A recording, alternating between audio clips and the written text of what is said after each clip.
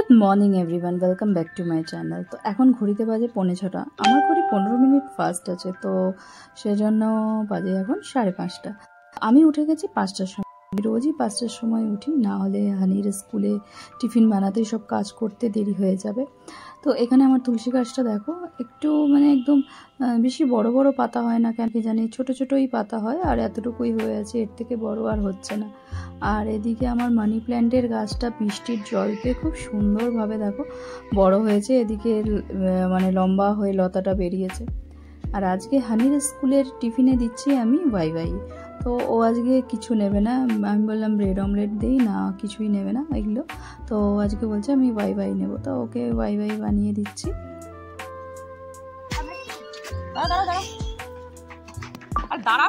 চলো রেডি হয়ে বেরিয়ে যাক, ওর স্কুলের গাড়ি এসে গেছে। তো ওকে স্কুলের গাড়িতে তুলে দিয়ে আমি একটু যাচ্ছি হাঁটতে। তো অনেক দিন হয়ে গেছে সকালবেলা হাঁটতে আর যাওয়া হয় না সেরকমভাবে। তো ভাবলাম যাই, শরীরের দিকেও তো দেখতে হবে। সব সময় নিজের জন্য টাইম যদি তুমি নিজের থেকে না বার করো না, তাহলে তোমার টাইম কোনো দিনই আর আসবে না। এই ভেবে আমিও ঘরে থাকতাম, আজকে না কালকে যাব, কালকে না পরশু যাব, এরকম করে করে আমার টাইমগুলো এমনিই চলে যাচ্ছে।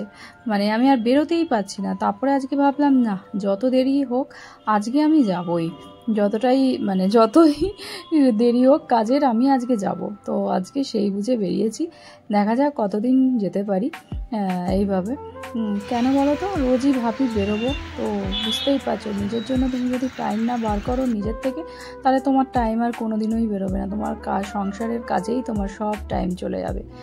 তো এই হচ্ছে ব্যাপার। তো সেই জন্য একটু বেরোলাম, হেঁটে যাচ্ছি। তো ফেরার সময় দেখলাম এখানেও রথ হয়েছিল। তো রথের এই দেখো রথটাকে এখানে রেখেছে, এখানে একটা শীতলা মন্দির আছে, সেই শীতলা মন্দিরের সামনে এ দেখো রথটা রাখা আছে। রথটা কিন্তু বেশি বড় না, একদম ছোট্টই রথ, খুব সুন্দর। কিন্তু এ দেখো খুব সুন্দর রথ রাখা আছে এখানে। কিন্তু জগন্নাথ দেব কোথায় রাখা আছে সেটা আমি দেখতে পাইনি, শুধু রথটাকেই দেখলাম। তো চলো এবার বাড়ি ফিরে যাই। এখন বাজে 7:30। 7:30টার মধ্যে দেখতে পাচ্ছ কত রোদ উঠে গেছে, আর বাজার কত বাজার তো বসেই গেছে, সব সবজিপত্র সবই সকাল সকাল, গরমের ওয়েদার, সেই জন্য সকাল সকালই বাজার বসে যায়। এ দেখো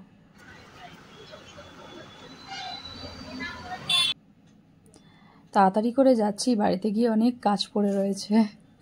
তো আমি সকালবেলা হাঁটতে যাওয়ার আগে মেশিনটা চালিয়ে চলে গেছিলাম, কাপড়টা ধোয়া হয়ে যাবে আস্তে আস্তে। তো কাপড় ধোয়া হয়ে গেছে, কিন্তু আকাশের অবস্থা একদমই ভালো না, অন্ধকার করে আসছে একটু একটু।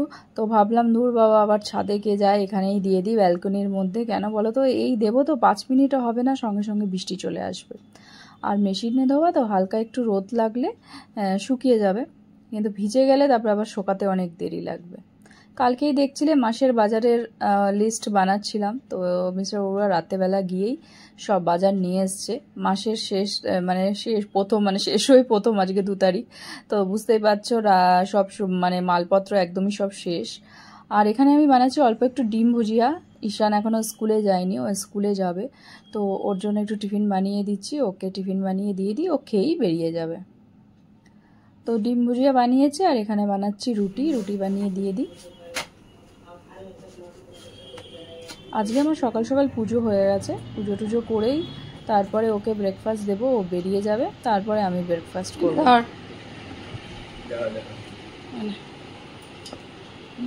খেয়ে নে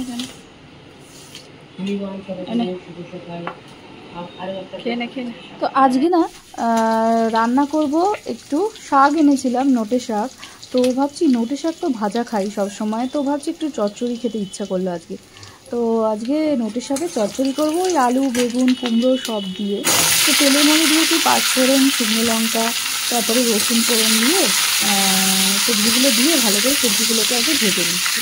তারপরে দিলাম নুন হলুদ সব দিয়ে ভালো করে এটাকে একটু মজিয়ে নেব, একটুখানি গলে যাবে, তারপরে শাকটা দেবো। এখনই শাকটা দিয়ে দিলে না, তাহলে আর একদমই সব কিছু গলে যাবে আর কি।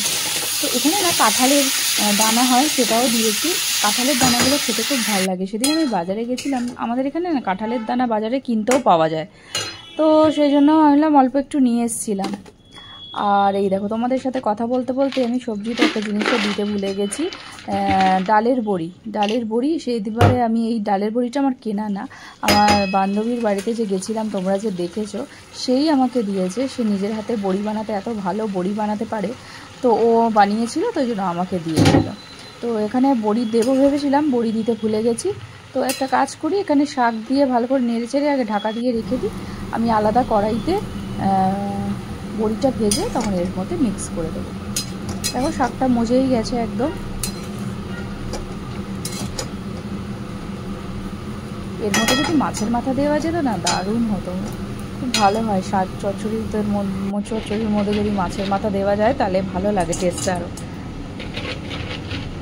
আর এখানে সাইডে আর একটা অন্য কড়াইতে আমি অল্প তেল দিয়ে ডালের বড়িগুলো ভেজে নিচ্ছি। ভেজে এর মধ্যে মিক্স করে দেবো, তাহলেই হয়ে যাবে।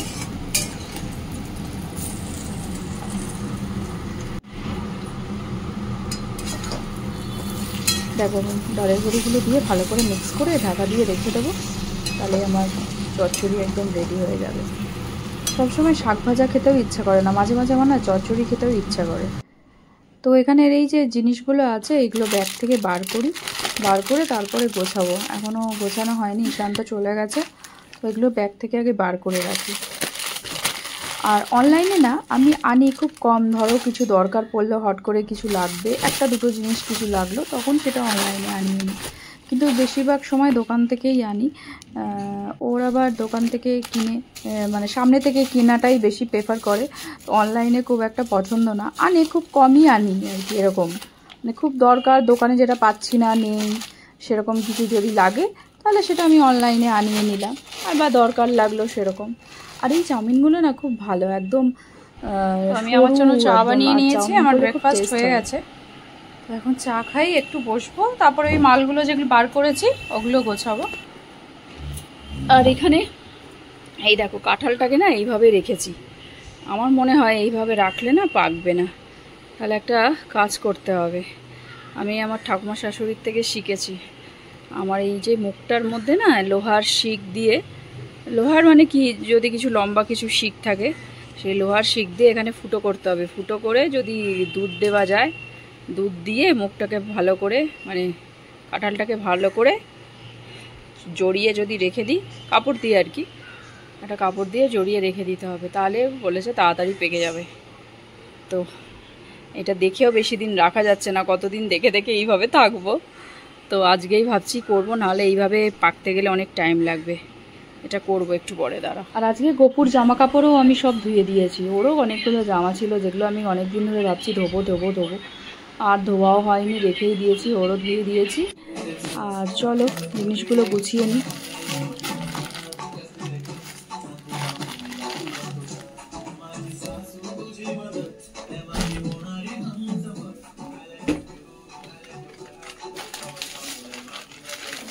রান্না তো সেরকম নেই, চচ্চড়িটা তো হয়ে গেছে, ভাতও হয়ে গেছে। তো এখানে আমার জন্য দুটো ট্যাংরা মাছ আছে, তো একটু ট্যাংরা মাছ দুটো আমি আলু দিয়ে ঝোল করে নেব, ব্যাস তাহলেই আমার হয়ে যাবে। আর হানিকে ডিম দিয়ে দেবো, ও ডিম আলু সেদ্ধ করে রেখেছি, ওরকে ডিম দিয়ে খাইয়ে দেবো। আর দেখো এখানে গোটা গোলমরিচ নিয়ে এসেছি। আমি কি করি, গোলমরিচের যে ছোট প্যাকেট পাওয়া যায় গোলমরিচের গুঁড়ো, সব জিনিসে দিতে তো লাগে তোমরা জানোই। তো আমি না ওই প্যাকেটটা এনে আমার পোষায় না, 5 টাকা 10 টাকার যে প্যাকেটগুলো একটুখানি থাকে ভেতরে। তো আমি কি করি, এরকম গোলমরিচ পুরো নিয়ে আসি, বেশি করে নিয়ে এসে তো এটাকে ভালো করে একটু গরম করে আমি একটু গুঁড়ো করে নিই, তাহলে ওটা অনেক দিন যায়।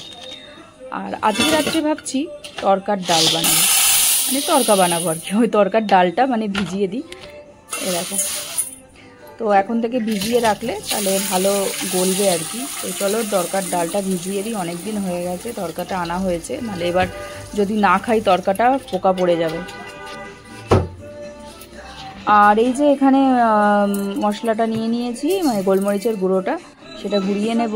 আর তার আগে না পাঁচফোড়নটা একটু আমার বালি লাগছিল, পাঁচফোড়নের প্যাকেটটা আমি খুলে দেখলাম, তো একটু না এরকম করে মানে এই ছাঁকনির মধ্যে ভালো করে ধুয়ে একটুখানি শুকিয়ে নেব, তাহলে বালিটা চলে যাবে। একটুখানি হাত দিয়ে দেখলাম একটু বালি লাগছিল, তো একটুখানি ধুয়ে নিয়েছি।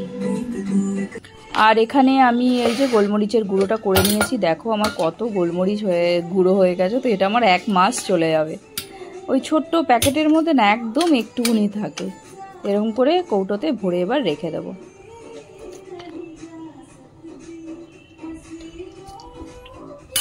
দেখো 1 কৌটো হয়েছে আমার। কতটা? আমার পুরো 1 মাস চলে যাবে।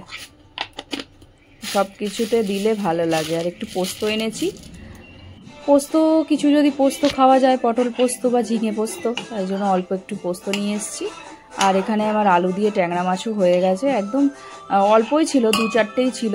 তো ওই 2-4টে আমি একটু আলু দিয়ে ঝোল করে নিয়েছি আমার নিজের জন্য, কেন কি হানিও খাবে না আর ঈশানও খাবে না, তো এই জন্য আমাদের দুজনের জন্য করে নিয়েছি। আর এখানে সেদিন যে আইসক্রিম বানিয়েছিলাম সেটাই এর মধ্যে রাখা আছে, তো ভাবছি আইসক্রিম খাই। আইসক্রিম সব এরকম করে ঢাকনাগুলো খুলে যাচ্ছে, বেরোচ্ছেই না। তো ভাবলাম কুলফির মতন বার করে নিই, বার করে চামচে করে খেয়ে নিই। আইসক্রিম যে ইয়েগুলো ওগুলো বেকার, আইসক্রিমের কাপগুলো, ওগুলো কাঠিটা একদম আটকাচ্ছেই না, বারবার বেরিয়ে চলে আসছে। যা ঠান্ডা বাবা, দাঁতটা মনে হচ্ছে আমার কনকনিয়ে গেল।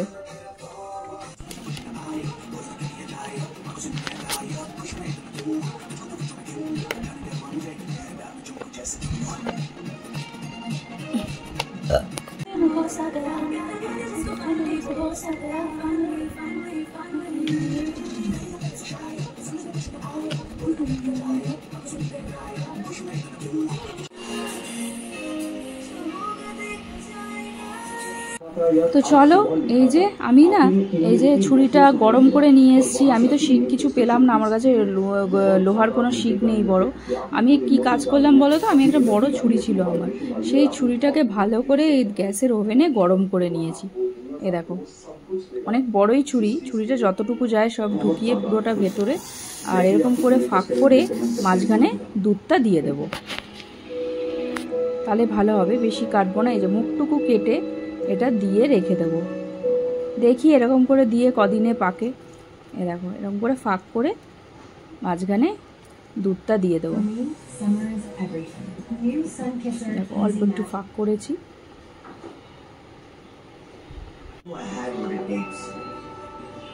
এই দুধটা একদম ভেতরে অবধি যাবে, তো এরকম করে দিয়ে দেবো।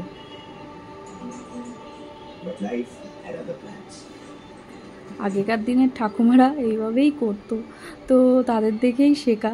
এবার জানি না এখন সেই টোটকাটা কতটা কাজে লাগবে, তবুও এই এরকম করে দিয়ে দেখছি তাড়াতাড়ি কতদিনে বাকি। তো এরকম করে বিছানার চাদর দিয়ে ভালো করে কাঁঠালটাকে মুড়ে রেখে দিচ্ছি। মুড়ে এক কোনা এখানে আর রাখবো না, ঘরের একটা সাইডে রেখে দিই। ঘন্টা করে রেখে দিলাম একটা কোনায় করে, থাক, ও পাকলে নিজের থেকেই গন্ধ বেরোবে। চলো 2টো বেজে গেছে, আমি খেয়ে নিই। এখানে চচ্চড়ি আর ট্যাংরা মাছের ঝোল নিয়ে নিয়েছি। চলো আমি আমারটা খেয়ে নিই। হানিও এসে গেছে স্কুল থেকে, ওর খাওয়া হয়ে গেছে।